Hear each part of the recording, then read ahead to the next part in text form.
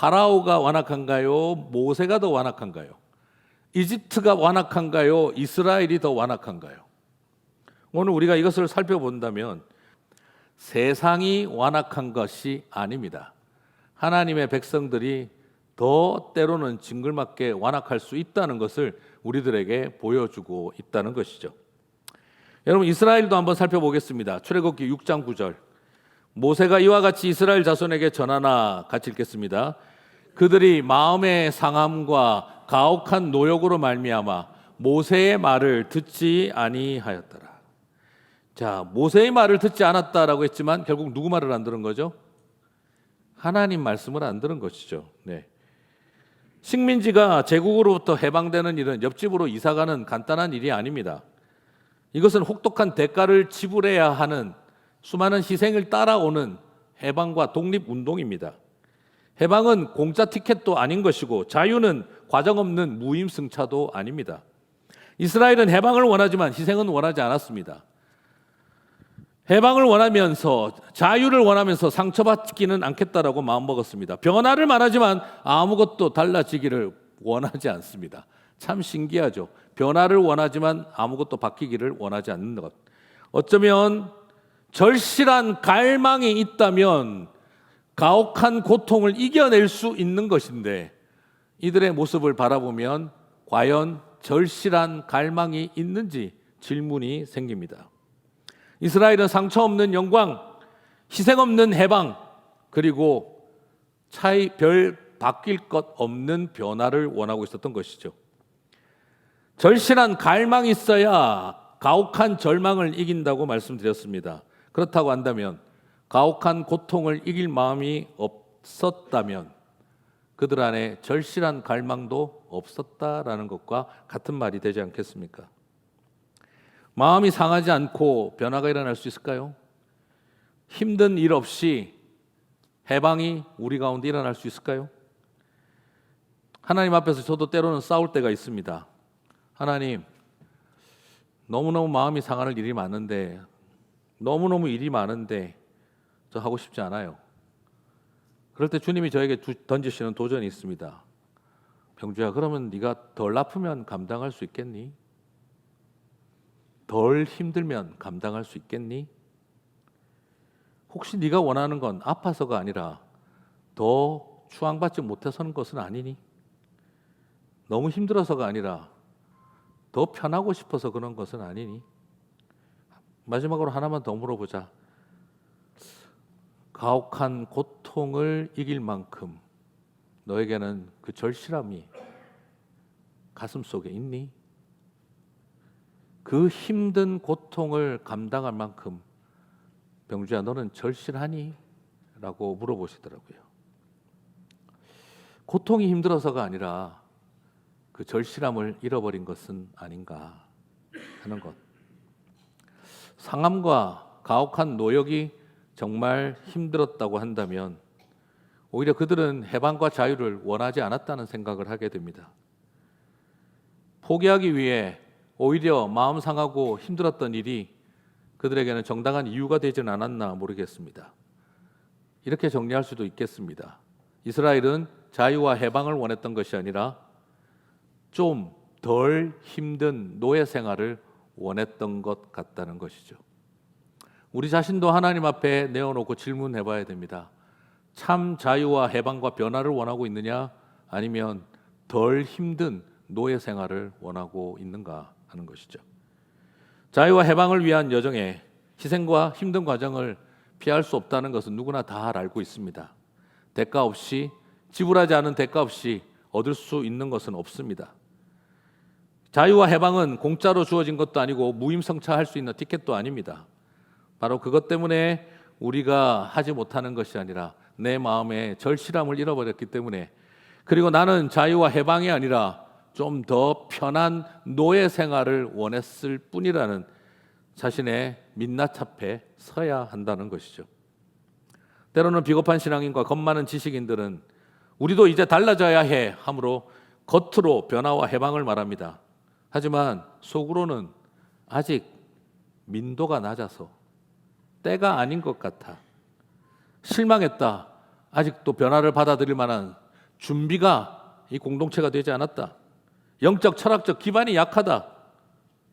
아주 실망했다 하며 고급진 이유를 말하며 언제든지 돌아설 수 있는 알리바이를 만들려고 합니다. 그래서 조금만 안 맞았으면 남은 자들을 더 힘들고 잔인하게 만들어버릴 수 있는 알리바이와 거리를 만들고 그리고 자신은 돌아서 버리고 떠나버리기도 합니다. 오늘 어쩌면 이것이 우리가 겪고 있는 지난날의 상처의 이야기이기도 하고 우리 자신을 합리화해왔던 모습이기도 합니다. 모세 역시 노답입니다. 모세는 영적으로 완전히 퇴행해버렸습니다. 출애굽기 6장 11절 12절을 보시면 들어가서 애굽왕 바로에게 말하여 이스라엘 자손을 그 땅에서 내보내게 하라. 모세가 여호와 앞에 아뢰어 이르되, 같이 읽겠습니다.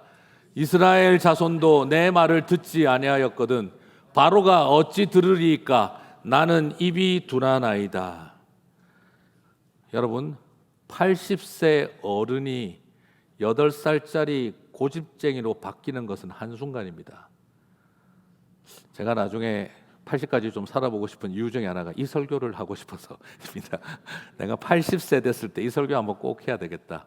지금 잘못하면 굉장히 버르장머리 없는 말이 될 수 있을 것 같지만 정말 80세 되었을 때 나 한번 이거 가지고 설교 한번 해봐야 되겠다. 나이 80 어른이 되어서도 8살짜리 고집덩어리로 바뀌는 것은 한순간이다 하는 것이죠.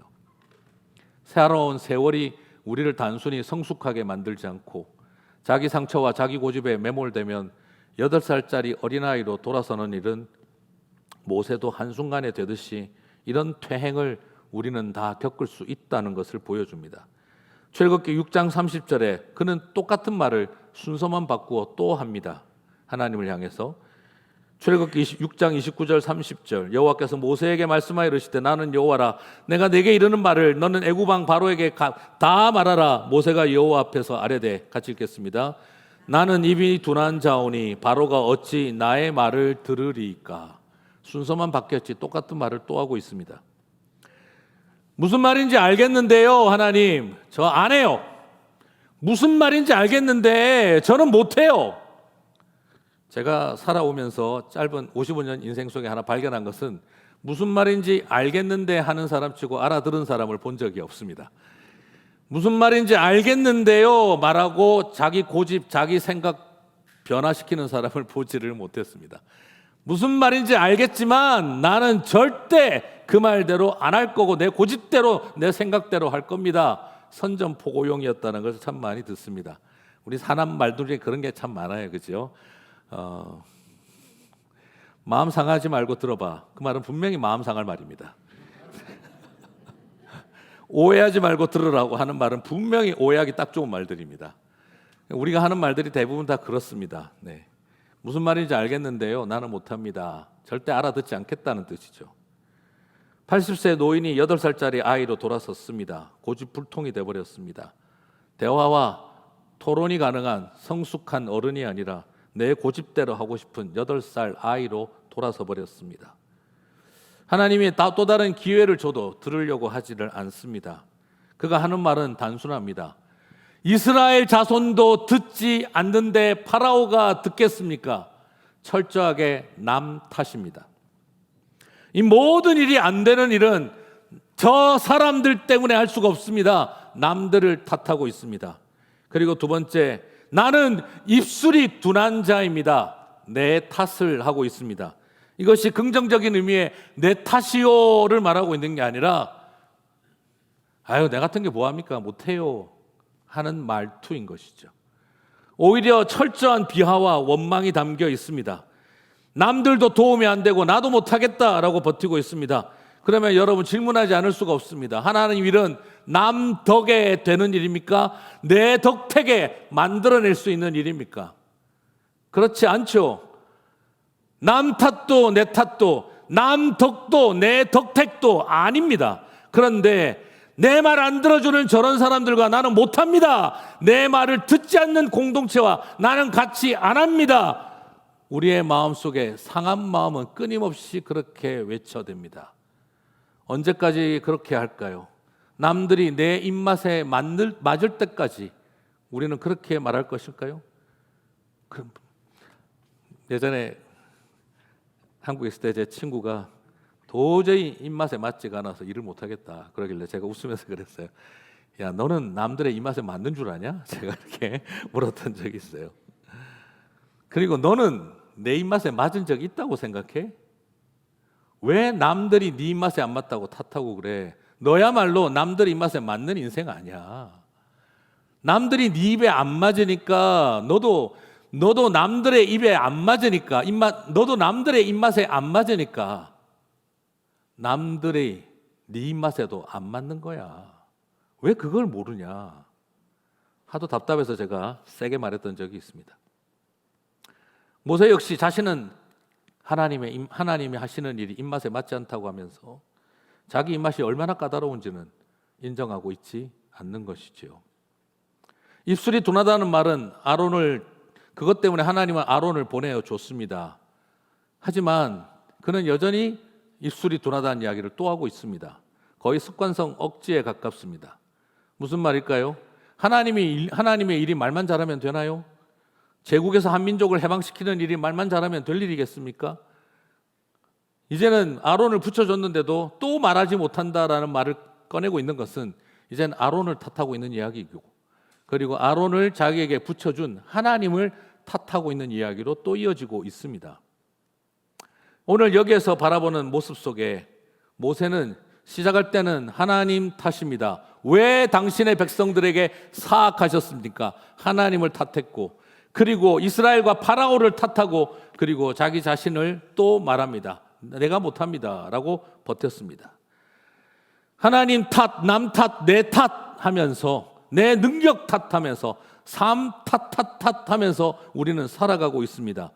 탓하는 사람들이 과연 덕택입니다 라고 고마워할 수 있을까요? 탓하는 일에 익숙한 사람은 정말 사랑을 베풀어주고 도와주면 당신 덕택입니다 라고 말할 수 있을까요? 탓하는 사람은 덕택입니다 라는 말도 못합니다. 탓하는 사람은 탓만 하는 게 아니라 덕택이라는 말도 못하는 사람들입니다. 오늘 우리에게 보여주는 모세의 모습은 바로 끊임없이 탓하면서 하나님 덕택이라는 말조차도 고백하지 못하는 모세의 모습을 보게 됩니다. 이처럼 안 될 이유, 못할 이유는 안팎으로 가득합니다. 이것이 가능한 이유는 남 덕택도 내 덕택도 아닙니다. 우리가 오로지 가능한 이유는 하나님 은혜밖에 없습니다. 이런 상황에서도 주님은 모세를 포기하지 않으신 줄 믿습니다. 이것이 저와 여러분에게 주시는 은혜입니다. 입술이 둔하여 말도 못하고 상처로 인해 대인기피증에 빠졌습니다. 백성들 앞에서 받은 트라우마 때문에 말도 못하고 기피증에 빠졌습니다. 파라오 앞에서는 40년간 두려움 속에 죽어 지내던 그 두려움과 열등감 때문에 말도 못하고 기피증에 빠졌습니다. 하나님은 이런 상황에서 모세에게 결국 뭐라고 말씀하고 계십니까? 출애굽기 7장 1절 파격적인 메시지를 던지십니다. 여호와께서 모세에게 이르시되, 같이 읽겠습니다. 볼지어다 내가 너를 바로에게 신과 같이 되게 하였은즉 내 형 아론은 내 대언자가 되리니. 하나님은 모세에게 너 지난날의 수치를 다 씻어내줄게, 없던 일로 해줄게, 너 이제부터 말 잘하게 해줄게, 너한테 능력 있게 해줄게, 이런 이야기 한마디도 하지 않으셨습니다. 오히려 파라오에게 필적할 만한 능력을 주겠다, 이런 말도 하지 않으셨어요. 오히려 지금 하나님이 하시는 이야기는 차원이 다릅니다. 위험한 발언을 하셨습니다. 모세야, 너는 파라오에게 하나님처럼 되게 하겠다. 여러분, 파라오에게 하나님처럼 되게 하겠다. 파라오가 신으로 여겨지던 세상입니다. 파라오가 신처럼 여겨지던 때인데 하나님은 모세가 신으로 불리우는 사나이 파라오에게 하나 신이 되게 하시겠다라고 약속하셨습니다. 만왕의 왕이요 신들 중에 신이라. 오히려 그 자리에 하나님은 당신의 자리가 아니라 모세를 그 자리에 서게 하시겠다라고 하셨어요. 이뿐이 아닙니다. 하나 더 나옵니다. 형 아론은 내 대언자가 되리라 했어요. 여기서 대언자라는 말은 대변인 수준의 이야기가 아닙니다. 여기서 대언자는 히브리어로 나비라고 해서 이것은 선지자라는 뜻입니다. 우리가 하나님의 말씀을 받은 선지자, 똑같은 표현이 여기 쓰여져 있습니다. 아론이 너에게 선지자가 된다는 것이죠. 그 말은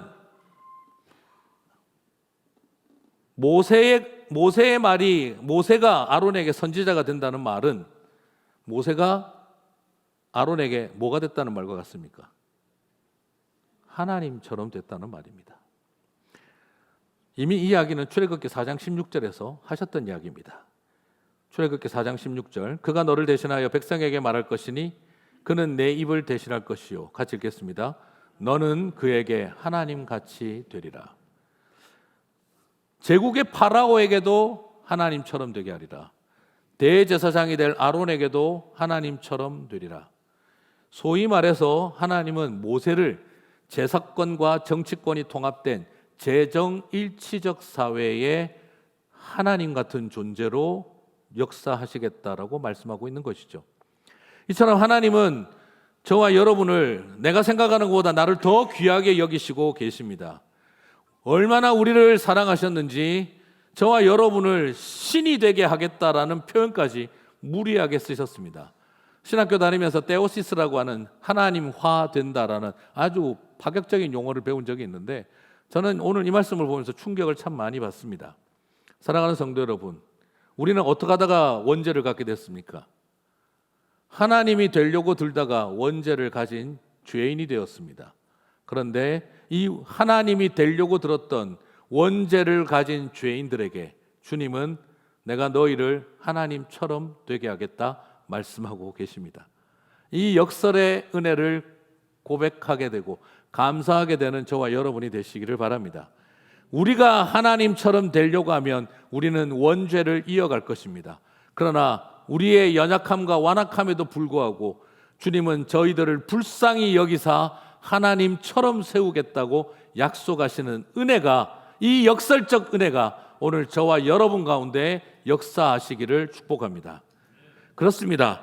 우리 주님이 우리에게 바라보시는 치유와 회복은 노예 같은 나를 평민 만드는 수준이 아니라 노예 같은 나를 왕 같은 제사장으로 세우시는 것이 하나님의 치유이고 회복인 줄 믿습니다. 그래서 오늘 이 모세의 이야기는 이 땅 가운데 만왕의 왕이시오, 제사장 중에 제사장이시오, 선지자 중에 하나로 오실 삼중직을 가진 예수 그리스도를 예표하고 있는 것이죠. 그리고 저와 여러분을 왕 같은 제사장으로 세우실 은혜가 이때부터 시작되었음을 보여주고 있습니다. 사랑하는 성도 여러분, 하나님은 저와 여러분을 하나님처럼 여기겠다 하셨습니다. 옆에 계신 분 쳐다보면서 깜짝 놀라십시오. 네가? 이러지 마시고 네가 말이다, 이렇게 물음표가 아니라 느낌표로. 오늘 이것이 하나님 은혜입니다. 하나님은 과업이 중요한 것이 아니라 사람이 중요하셨던 것이죠.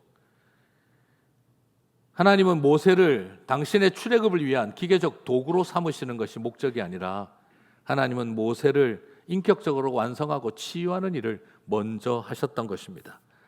하나님은 아픈 모세에게 똑바로 못하냐고 호통을 치시기보다 똑같은 말을 반복 또 반복하면서 사람을 치유하고 회복하는 일을 최우선으로 여기셨습니다.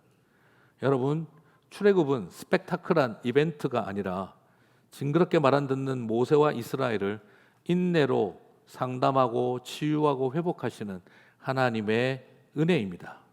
그들에게 자기 존재를 먼저 회복하고 그리고 사명의 길을 걸어갈 수 있도록 하나님이 상담 치료를 하고 계신 것을 보아야 합니다.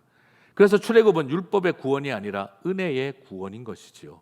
출애굽은 이스라엘의 출애굽만 바라보는 것이 아니라 상처와 트라우마에 갇혀 있었던, 콤플렉스에 갇혀 있었던 모세를 출 파라오, 출 트라우마를 시키고 계시는 하나님을 먼저 보셔야 합니다. 오늘 출애굽기를 공부하면서 이스라엘의 출애굽을 공부하지 마시고 하나님이 어떻게 모세라는 영혼을 출 파라오, 출 트라우마의 치유를 베푸고 계신지를 보게 되는 저와 여러분 되시기를 바랍니다. 여러분, 제 출애굽기 보면 어떤 생각 드세요? 파라오를 변화시키는 게 어렵나요? 모세를 변화시키는 게 어렵나요? 만만찮구나 하는 생각이 드실 겁니다. 10가지 재앙에도 완악했으니 파라오가 더 세지 않았을까 싶지만 실상은 막상막합니다. 출애굽기는 모세를 설득하는데 7장을 사용을 했고요. 출애굽기는 파라오 설득하는데 7장을 사용합니다. 그런데 한편 생각해보면 모세가 더 이긴 것 같아요. 파라오는 하나님이 마음을 완악하게 만들었잖아요. 근데 모세는 자가 발전으로 지가 완악하게 만들었는데 그 정도 갔어요. 여러분, 인간과 하나님이 똑같은 능력이 하나 있는데 뭔 줄 아세요? 하나님이 파라오를 완악하게 할 만큼 내 상처와 내 수치와 내 열등감은요, 나를 그만큼 하나님과 똑같이 나를 완악하게 만들 수 있어요. 여러분, 대단한 능력을 갖고 계신 것을 꼭 기억하십시오. 그러나 그 능력을 사용하지 마십시오. 언제까지 그 내 자가 발전으로 나를 완악하게 만들어가는 일을 언제까지 하시겠습니까? 여러 이유를 댈 수 있죠. 이것이 성경적으로, 신학적으로, 공동체적으로, 이것이 사회학적으로, 이것이 인간적으로 이유는 얼마든지 될 수 있지만 내 안에 남아있는 나의 죄와 수치와 상처에 자기를 완악하게 만드는 능력은 하나님이 파라오를 완악하게 한 것과 거의 같은 수준이라는 것을 발견할 수가 있습니다. 어쩌면 세상을 변화시키기도 참 어렵지만 교회와 성도들을 변화시키기도, 목사와 장로와 권사와 집사를 변화시키기도 파라오를 변화시키는 것만큼 힘들다는 것을 우리들에게 보여주고 있습니다. 목사라고 속지 마십시오. 장로, 권사, 집사라고 스스로에게 속지 마십시오. 나는 하나님 말씀 잘 들을 것 같습니다. 모세는 하나님이 세우신 지도자였는데 그만큼 하나님이 완악하게 만들지 않아도 파라오만큼 완악했던 게 모세였습니다. 스스로에게 속아서는 안 됩니다. 이제 우리가 왜 세상을 변화시키지 못하는지를 발견하게 됩니다. 세상이 강해서, 세상이 완악해서가 아니라 우리가 너무 완고하기 때문입니다. 출애굽기에서 바로의 강팍함만을 보았다면 잘못 본 거죠. 모세와 이스라엘의 강팍함, 하나님이 완악하게 만들지 않아도 파라오만큼 완악해지는 모세의 모습 속에 우리의 모습을 봐야 합니다. 해방은 이집트와 파라오의 완악함을 뚫고 나온 것이 아니라 자신의 완악함을 뚫고 나올 때 비로소 시작됩니다. 여러분 안에 그 해방과 자유가 먼저 시작되시기를 바랍니다. 나로부터 해방이, 나로부터의 자유가 있어야 파라오와 이집트로부터의 자유와 해방이 시작되기 때문입니다. 하늘보다도 움직이기 힘든 우리들의 마음을 깨뜨리셔야 합니다. 성경을 보면 묘한 패턴이 나옵니다. 하나님 앞에 백성들이 부르짖음에 여호와께서 뜻을 돌이키사, 이게 패턴이면 그 다음 패턴은 하나님이 백성들에게 말씀하시나 돌이키지 않고 그대로 행하였더라. 하나님은 당신의 백성들이 부르짖음에 뜻을 돌이키사, 사람들은 하나님이 백성들을 향해 말씀하시나 그들은 돌이키지 아니하고 그대로 행하였더라. 이 패턴으로 계속해서 나타납니다. 사랑하는 성도 여러분, 세계의 제국으로부터 해방되는 일이 옆집으로 이사가는 수준의 이야기가 아닙니다. 우리에게 있어서 정말 마음은 어떻게 되어져 있는지 우리의 속내를 들켜야 하는 것이지요. 말씀을 마무리하면서 진정성이라는 단어를 생각을 해봅니다. 여러분, 진정성은 도덕적 순결과 거룩함이라고 많이 생각해 왔습니다. 요즘 젊은이들이 가장 좋아하는 말, 제누어티, 진정성. 근데 여러분, 사람이 진정성을 가질 수가 있을까요? 사회학적으로, 심리학적으로 그런 말을 할 수 있을지는 몰라도 성경적으로 볼 때 사람은 진정성을 가질 수 없는 존재들이죠. 그렇다면 진정성은 어떤 걸까요? 진정성은, 성경적인 의미의 진정성은 순수함이 아니라 더러움 앞에 솔직할 수 있는 마음이라고 생각합니다. 죄인됨에 대해서 솔직할 수 있는 것이겠죠. 우리 중에 누가 과연 순수할 수 있습니까? 우리 중에 누가 진정성을 갖고 도덕적인 탁월을 하고 나만 옳다라고 말할 수가 있겠습니까? 진정성을 추구하며 어떤 탁월한 경지에 올라가는 것이 진정성이 있는 사람이 아니라 허술하고 더럽고 죄와 수치로 가득 차 있는 내 모습을 고백하는 과정에 진정성이 있다고 말할 수밖에 없습니다. 진정성은 순수하여 남다르고 구별되는 것이 아니라 남들과 자신이 똑같다는 것을 고백하는 자리에 있습니다. 자신을 포장하고 둘러쌌던 껍데기를 무장해제하고 하나님 앞에 드러난 연약함에 진실하게 말할 수 있는 것, 내가 얼마나 부패했는지 성령님께 들키고 내가 얼마나 완악하고 지독했는지 예수님 십자가 앞에 내어놓는 일입니다. 하나님 앞에 들키지 않으면 결국 사람에게 들키게 됩니다. 하나님 앞에 들키게 되면 기쁨으로 고백할 수 있으나 사람에게 들키면 합리화시키고 거짓말하기 위해 몸부림쳐야 합니다. 세상과 우리의 다음 차세대가, 우리의 다음 자녀 세대들이 우리에게 기대하는 진정성은 도덕적인 우월성이 아닙니다. 엄마 아빠도 우리와 똑같다는 거 애들도 잘 압니다. 우리가 얼마나 못났는지 잘 알고 있습니다. 아닌데 맞는 척, 틀렸는데 맞는 척, 미워 죽겠는데 사랑하는 척, 더 실패하고 좌절했으면 하는데 격려하고 칭찬하는 척하는 것을, 그것을 바라보며 진정성을 잃어버리고 있는 것이죠. 그렇다고 막 살으면 된다 이 말이 아닙니다. 또 목사님이 봐 진정성 있는 삶은 그냥 드러내고 사는 거래, 막 사는 분들에게는 저주가 있을지어다 감히 제가 말합니다. 똑같이 못난 것을 고백할 때 진정성이 있다, 미안하다, 부끄럽다 할 때 있지 않겠습니까? 출애굽의 여정 속에 기록된 모세와 이스라엘의 못난 이야기는 모세의 진정성을 담아내었습니다. 120세의 할아버지로 세상을 떠날 때가 되어서 지난 80세 때 내 못난 모습을 다 적어 놓았습니다. 이스라엘이 건국을 담은 출애굽은 우리가 얼마나 자랑스러운 역사를 가졌고 얼마나 모세가 위대한 영도자였는지를 적어 놓지 않고 우리는 얼마나 싹수부터 글렀던 인생들인지를 모세는 솔직하게 적어 놨습니다. 그래서 이 모든 일을 행한 모세는 존경스럽지 않으나 이 모든 것을 기록해 놓은 모세는 참으로 존경스럽습니다. 사랑하는 성도 여러분, 우리 그렇게 출애굽기가 저와 여러분 안에 시작되셨으면 좋겠습니다.